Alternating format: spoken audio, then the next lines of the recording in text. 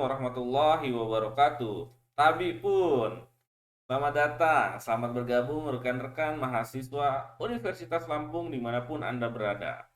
Berjumpa lagi dengan saya, Heru Prasetyo, sebagai tim pengampu dari mata kuliah Umum Pendidikan Bahasa Indonesia. Rekan-rekan mahasiswa yang berasal dari Fakultas Teknik, Ekonomi dan Bisnis, dan juga Hukum, serta Ilmu Sosial dan Ilmu Politik. Selamat datang di video terkait dengan pembahasan kuis.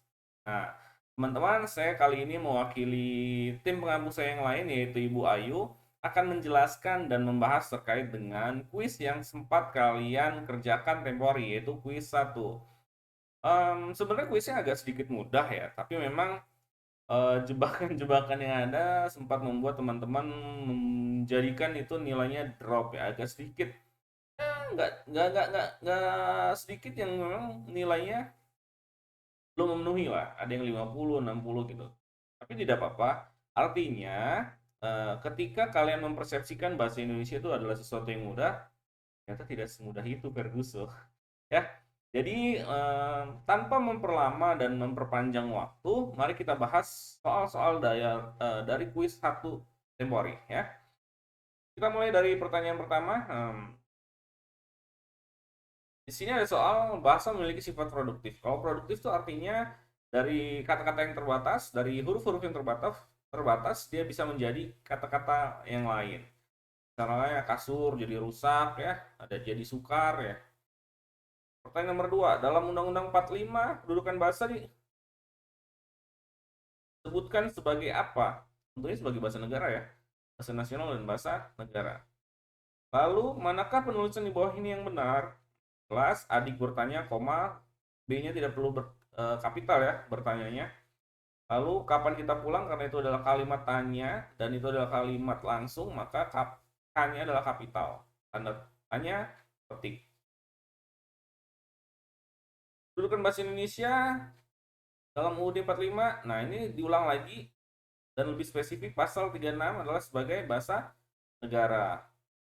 Lalu berikutnya, bahasa Indonesia telah mengenal menggunakan sejumlah ejaan yang digunakan oleh masyarakat pemakainya. Yang pertama kali digunakan adalah ejaan fusion. Salah satu fungsi huruf tebal, yaitu ketika menggunakan huruf tebal, maka teman-teman harus ingat bahwa tebal itu digunakan sebagai judul, bab, subbab ya. Sederhana seperti itu kan? Nah, itu adalah jawabannya. Orang kreatif memanfaatkan bahasa sesuai dengan fungsi yang dimiliki bahasa, yaitu kreasi. Ya. Kongres bahasa pertama kali mana yo? Ye, serabi-serabi Solo.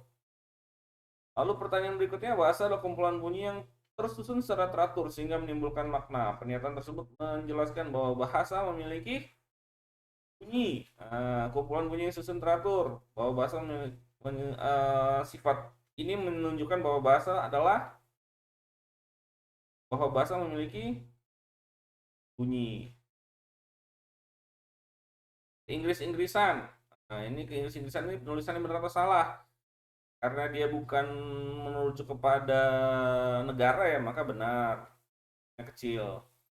Yang pernah berlaku di Indonesia kecuali Wilkinson. Manakah penulisan di bawah ini yang benar? Jadi judulnya harus dikapital, ya judulnya harus dikapital, lalu dicetak miring, lalu nama pengarangnya harus kapital. Saya sudah membaca buku Salah Asuhan karangan Abdul Muiz. Mungkin ini salah satu contoh yang mudah, tapi memang menjebak karena teman-teman agak sedikit hilaf ketika melihat judul dan pengarang. Ada yang melihat judul yang ditulis kecil, pengarangnya aja yang kapital, maka kalian memilih itu. Tapi harusnya dulunya ditulis kapital, nama judul dan nama pengarang bukunya. Lalu berikutnya, manakah penulisan di bawah ini yang paling benar? Ini terkait dengan huruf kapital, ada Dewa Pedang, Mujair, 5 ampere, Ikan Mujair, Hamir Hamzah. Yang benar adalah 5 ampere. Ya. Yang lainnya salah, nama itu harus tulis kapital. Ikan Mujair kenapa juga kapital ya? Dewa Pedang nggak usah dikapital lah. Wakil Presiden Adam Malik, wakil presidennya harusnya kapital. Bahasa Bali, Balinya kapital. Benar. Kongres bahasa, ini pertanyaan yang muncul 2 kali. Kongres bahasa di kota mana? Tadi Solo. Dalam komunikasi sehari-hari, alat yang sering digunakan untuk berkomunikasi adalah bahasa, baik tulis dan lisan. Bahasa sebagai sarana komunikasi tentunya mempunyai fungsi berdasarkan kebutuhan seseorang yang secara sadar atau tidak sadar digunakan. Di bawah ini fungsi umum bahasa. Nah, loh. Fungsi umum bahasa Indonesia adalah sebagai eksplorasi ilmu pengetahuan dan teknologi. Tapi kalian juga bisa menjawab sebagai alat komunikasi. Karena di sini ada muncul jawaban yang benar ya. Ini adalah pertanyaan bonus. Dua-duanya benar. Contoh kata yang menggunakan huruf diftong. Diftong tuh I, au ya. Ini ada muncul balairung, spesial, khusus, masyarakat, bermakna. Balai, I. Raden Ajeng Kartini kapital semua, benar. Yang tidak termasuk dalam contoh ragam lisan. Lisan itu berarti omongan. Nah, yang tidak berarti pidato dan surat. Surat itu bukan lisan tapi tulisan. Itu adalah soal yang diberikan oleh kami, ada 20 soal. Artinya seharusnya dari 20 soal ini bisa sih memetakan kemampuan teman-teman. Namun memang dari beberapa hasil yang diterima, baik itu dari Fakultas Teknik, ilmu sosial, ilmu politik, ekonomi dan bisnis, dan teman-teman dari ilmu hukum ya lumayan masih ada yang terjebak dan akhirnya nilainya masih ada yang sedikit yang belum maksimal. Tapi tidak apa-apa, artinya kalian masih bisa mengejar ketertinggalan tersebut melalui tugas-tugas yang ada.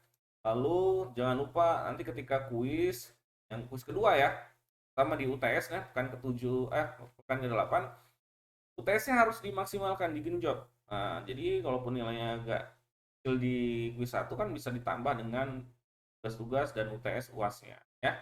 Mungkin itu saja yang ingin saya sampaikan melalui video ini, yaitu pembahasan soal-soal. Dan jangan lupa siapkan diri kalian untuk hadapi pertemuan-pertemuan berikutnya, ya, menghadapi ujian tengah semester. Terima kasih. Saya pamit mewakili Ibu Ayu. Terima kasih kepada semua rekan-rekan yang telah menyaksikan. Terima kasih atas kesetiaan dan kesediaannya. Akhir kata, saya pamit. Wassalamualaikum warahmatullahi wabarakatuh. Terima kasih.